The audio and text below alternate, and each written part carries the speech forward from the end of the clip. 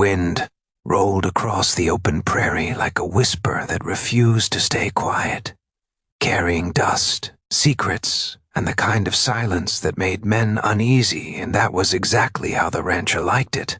Until that afternoon when everything changed. He had lived 20 years on the edge of the town, far enough that gossip took time to reach him, close enough that trouble always found him anyway. And when he saw her stumble near the fence line, one hand clutching her side and the other trying desperately to stay upright, he knew before she even spoke that this would not end cleanly. She begged him in a voice barely louder than the wind, "Don't." Someone might see, not because she feared him, but because fear had been trained into her by a town that watched more than it helped, judged more than it understood, and punished faster than it forgave. She had been thrown from her horse miles away, bruised and bleeding beneath the fabric of her pale dress, and every step she took was a quiet battle against pain she refused to show. And when he knelt beside her, the rancher saw what the town never did. The truth beneath appearances, the danger beneath pride, the cost of silence beneath fear. He told her he had to check the injury, that leaving it unseen could turn bad fast, infection setting in before sundown. But she shook her head, eyes darting toward the distant windmill and the road beyond it, where wagons sometimes passed and eyes never minded their business. "Please," she whispered again, not in temptation, not in weakness, but in terror of what people would think. And the rancher hesitated, not because he feared scandal, but because he knew exactly how it worked. How truth died quickly when rumor learned to walk. Still, he did it anyway, lifting the torn fabric only enough to see the deep bruise blooming dark against her skin, a mark not of shame but of survival. And as he worked quickly and carefully, the horse shifted behind them. The prairie stretched endlessly around them, and fate chose that exact moment to send witnesses.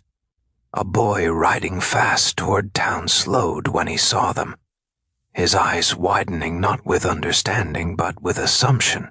And by the time the rancher helped her stand and guided her toward the house, the story had already begun to change. By nightfall, it wasn't a rancher helping an injured woman anymore.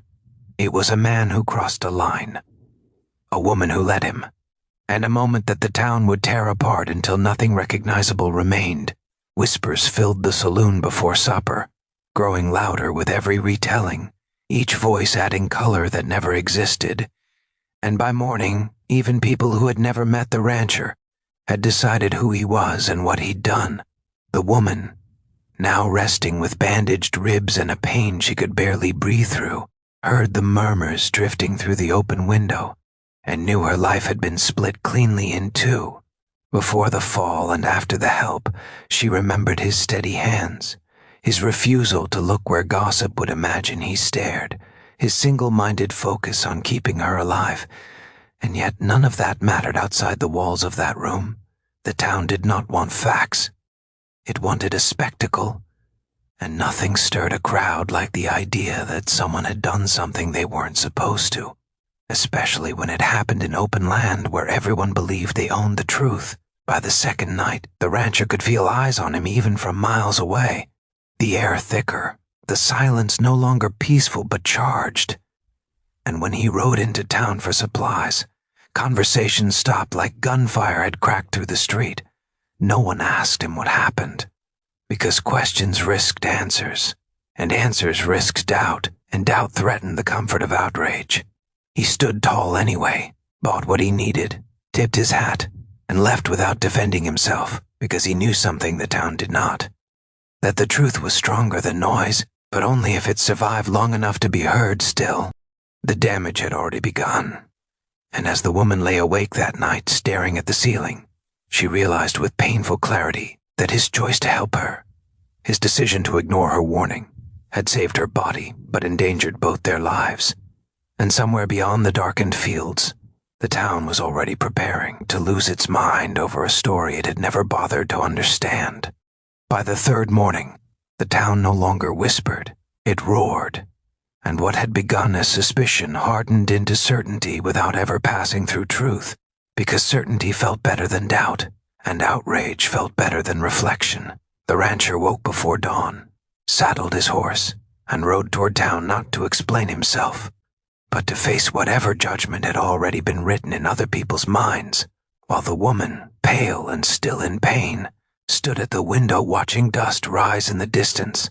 Knowing the storm coming had nothing to do with weather, the meeting was called in the open, near the old store, where justice was often decided by whoever spoke loudest. And when the rancher arrived, hats tipped not in respect, but in scrutiny, eyes narrowed not in curiosity, but accusation, and voices demanded answers he had never been asked for before. Someone shouted that he had shamed the town, another that he had crossed a line no decent man would cross, and each word pushed truth further into the dirt until it could barely breathe.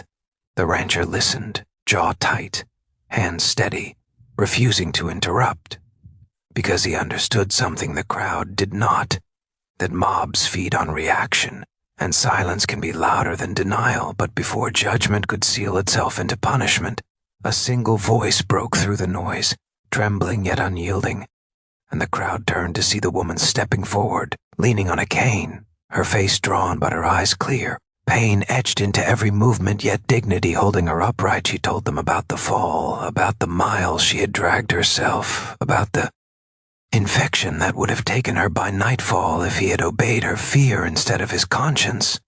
And as she spoke, the story changed shape, not because the town wanted it to, but because truth has weight, and when carried by courage, it bends the air around it. She described his hands not as invasive but precise, not lingering but purposeful, not curious but urgent, and with every detail, the noise faded into something closer to shame. Some people looked away, others stared at the ground, and a few still clung to their anger, because admitting they were wrong would cost them the comfort of blame. The rancher finally spoke then, not to defend himself, but to ask a single question that landed harder than any accusation. When did helping someone become a crime simply because others were watching? And that question echoed longer than any rumor ever had. Slowly, the crowd thinned, not with apologies, but with silence, because silence was all they had left. And by sundown, the story that had nearly destroyed 2 lives collapsed under its own exaggeration. The woman returned to the ranch to heal fully, not hidden now, but unashamed. And the rancher returned to his quiet, changed not by regret, but by clarity, knowing that doing the right thing would never guarantee peace, only meaning. Weeks later, life resumed its rhythm, though something lingered beneath it.